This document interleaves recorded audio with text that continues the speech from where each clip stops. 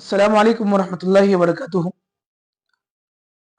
अजीज़ उलमा इकराम और मसाजिद के ट्रस्टी और ज़िम्मेदारान हजरात से एक अहम अपील करने की गर्ज से ये ऑनलाइन हाजिर होने का मकसद है। उम्मीद है कि तमाम हजरात, तमाम उम्मत मुस्लिमा, मिल्लत इस्लामिया और अल्लाह के दीन का दर्द, इस्लाम की हमीयत और गैरत रखने वाले गयूर मसाजिद के सदर और तमाम मुसल्लियान इकराम मेरी इन बातों को मुकम्मल आखिर तक बगौर समाअत फरमाएंगे और इंशाअल्लाह हमारे मुआशरे में जो एक बड़ी बीमारी और एक बड़ी बेहुदा चीज जो तेजी से आम हो रही है, जिसका नतीजा अगर हम इस पर अभी एक्शन नहीं लेंगे और इस पर तवज्जो नहीं देंगे तो हमारी नस्लों की बिस्मिल्लाह कराने वाले, हमारी नस्लों को कुरान पढ़ाने वाले, हमारे जनाजों पर नमाज जनाजा अदा करने वाले और हमारे घरों पर होने वाली मजालिस निकाह में इजाब और कबूल कराकर खुतबे निकाह पढ़ने वाले उलमा का वजूद बिल्कुल खत्म हो जाएगा। न समझोगे तो मिट जाओगे ए हिंदुस्तानी मुसलमानों, कोई दास्तान भी ना होगी तुम्हारी दास्तानों में। हम एक मुहावरा सुन रहे हैं, पढ़ रहे हैं, देख रहे हैं। वो क्या है? वो ये है कि महंगाई के इस दौर में, कितनी महंगाई है आप जानते हैं। अगर एक मामूली सा बच्चा बीमार पड़ता है, उसको हॉस्पिटल ले जाते हैं तो उसके स्पेशलिस्ट के पास उसकी फीस 500 रुपए, 1000 रुपए की मेडिसिन, बस 2 घंटे 3 घंटे 5 घंटे का इंतजार, 1500 रुपए यूं में एक सेकंड में हम देकर आ रहे हैं। क्यों? इसलिए कि वो चाइल्ड स्पेशलिस्ट डॉक्टर है, इसलिए। इसी तरीके से हमें बुखार है तो उसका अलग डॉक्टर है, हमें सर्दी जुकाम है तो उसका अलग डॉक्टर है, हमें टाइफाइड है तो उसका अलग डॉक्टर है, हार्ट अटैक है उसका अलग डॉक्टर है, सर में दर्द और ब्रेन ट्यूमर की प्रॉब्लम है उसका अलग डॉक्टर है, कान में और आंख में आइज और नोज प्रॉब्लम है उसका अलग डॉक्टर है। हर जगह हर चीज की एक अलग अहमियत है, उसका एक हर चीज का अलग डॉक्टर है और उसके लिए हम खर्च बर्दाश्त कर रहे हैं। ये तो एक मिसाल हुई हॉस्पिटल और डॉक्टर और दवाखाने की। अलगर्ज मार्केट में जिन चीजों की भी जरूरियात हैं उनकी अपनी कीमतें और हम लोग अदा कर रहे हैं। हत्ता कि एक गुटखा खाने वाला, जिस गुटखे की कीमत कभी 1 रुपया और 1.5 रुपया हुआ करती थी, आज 15 और 20 रुपये हो गई है। तो रोजाना अगर कोई 10 गुटखे 10 रुपए के हिसाब में खा रहा है तो वो शख्स महीने में 3000 रुपए सिर्फ खा के थूक रहा है। और अगर कोई सिगरेट पीने का आदी है तो सिगरेट पीकर थूकने के लिए अगर एक सिगरेट की डब्बी यौमिया पी रहा है 150 रुपए की, 15 रुपए के सिगरेट के हिसाब में, तो माहाना 4500 रुपए की सिगरेट पीकर धुआं उड़ा रहा है। और इसी तरीके से मेरे भाई, शराबी का तो पूछिए मत, जुआरी का तो पूछिए मत, हमारे जिंदगी की लग्जरी लाइफ स्टाइल्स में जो खर्च होने वाला है उसका तो पूछिए मत। अलगर्ज मैं ये कह रहा था कि हम लोग बड़े फख्र से, हमारे मसाजिद के इमाम भी ये जुमला कहते हैं कि महंगाई के इस दौर में भी 3 चीजें वही पुरानी और सस्ती कीमत पर है। मस्जिद का इमाम, मदरसे की तालीम और मकतब में कुरान मुकद्दस की तालीम। इतनी सस्ती क्यों मेरे भाई?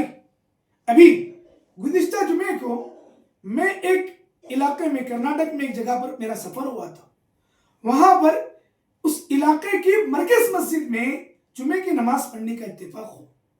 तबलीग जमात के हमारे एक साथी, अल्लाह ने जज़ाए खैर दे, अच्छा रखे, सेहतमंद रखे, बयान कर रहे हैं।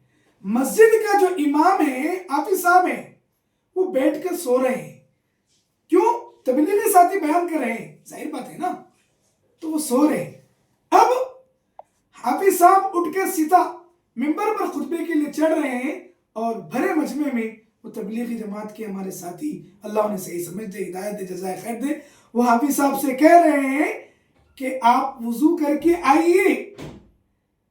میرے بھائی یقین مانے میرے آنکھوں میں آنسو آ گئے، میرا دل لرز اٹھا، کانپ اٹھا کہ ایک علاقے کے مرکز کا یہ حال ہے کہ جہاں پر کروڑ پتی کئی گھرانے، مسجد کے اطراف میں تمام گھرانے کروڑ پتیوں کے ہیں، مالداروں کے ہیں، انڈسٹریل ایریوں میں اپنی اپنی کمپنی چلانے والوں کے ہیں، ویسے مالدار لوگوں کی مسجد میں ایسا امام اور ایسی جمعے کا بیان اور بے سر و پا کی روایتیں، اور پھر امام کی حالت کہ خطبہ دینے سے پہلے ایک اس کا مصلی اس سے کہہ رہا ہے کہ آپ وضو کر کے آئے، تو یہ نوبت کیوں آئی؟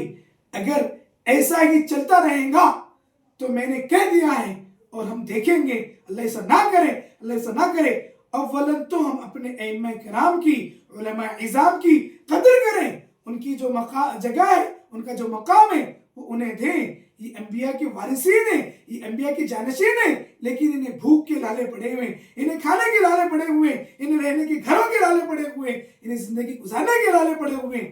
یہ کیوں میرے بھائی؟ کیا کبھی ہمارا بچہ بھوکا رہا ہے؟ کیا کبھی ہمیں اپنے بچے کی دواخانے کے لیے آگے پیچھے کچھ سوچنا پڑا ہے؟ کیا کبھی ہمیں ہمارے گھر والوں کی شاپنگ کے لیے، کیا کبھی ہمیں اپنے گھر والوں کی شاپنگ کے لیے کسی کے سامنے پیسہ قرض لیتے ہوئے عید کے موقع پر ہاتھ پھیلانے کی ضرورت آئی ہے؟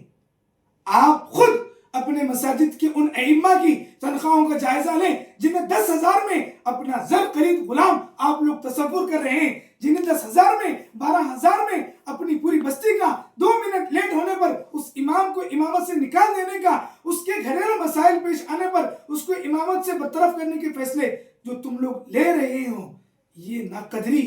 اگر تمہاری اولاد امام بنے، تمہاری اولاد کو تم مسلح پر کھڑے کر دیں، تو کیا تم تمہاری اولاد کے ساتھ یہ ظلم، یہ بربریت، یہ ناانصافی پسند کرو گے؟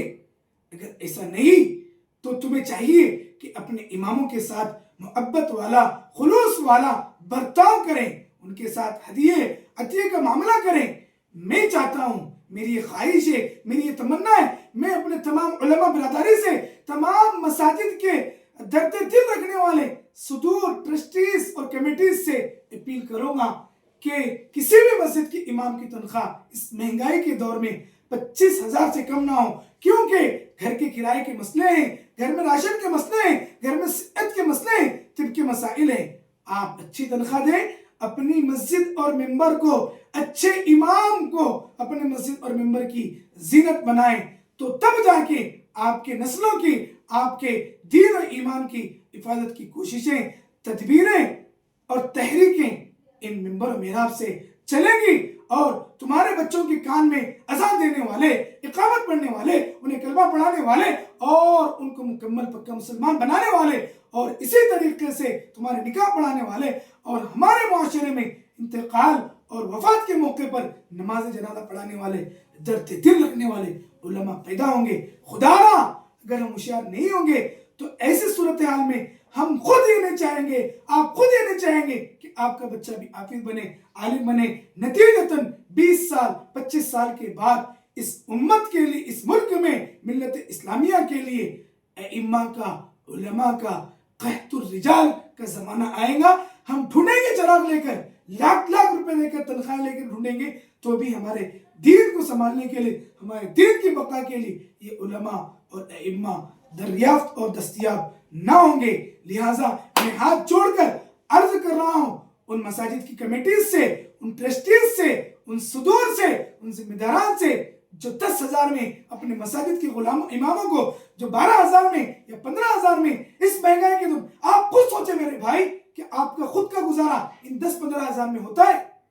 جب آپ کا نہیں ہوتا تو آپ کے امام صاحب بھی آپ کے ہی معاشرے کے ایک فرد ہے، ان کا کیسے ہوگا؟ اگر آپ یہ کہتے ہیں کہ امام صاحب کے 15,000 میں برکت ہے، تو آپ کی جو لاکھوں روپے کمائی ہے بے برکت والی، وہ امام صاحب کو دے دیں اور یہ برکت والے 15,000 پر آپ گزارا کر لیں۔ میری یہ بات اور یہ میرا انداز سخت ضرور ہے، لیکن یہ میرا ایک دل کا درد ہے۔ میں نے مشاہدہ کیا ہے کہ ایک مسجد کے امام کی تنخواہ 10,000 ہے اور وہ ایک حافظ قرآن ہیں. ایسے حفاظ کرام کی بھی ناقدری مت کیجیے.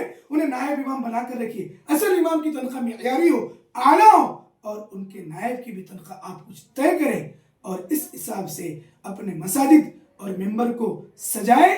انشاءاللہ وہاں سے آپ کی نسلوں کے دین اور ایمان کی حفاظت کا سامان ہوگا. اللہ تعالیٰ سے دعا ہے کہ اللہ ہم سب کو سمجھ کی توفیق عطا فرمائے اور اس میسج و پیغام کو پورے ملک میں عام کرنے کی ہمیں توفیق عطا فرمائے. آمین یا رب العالمین. وآخر دعوانا الحمدللہ رب العالمین.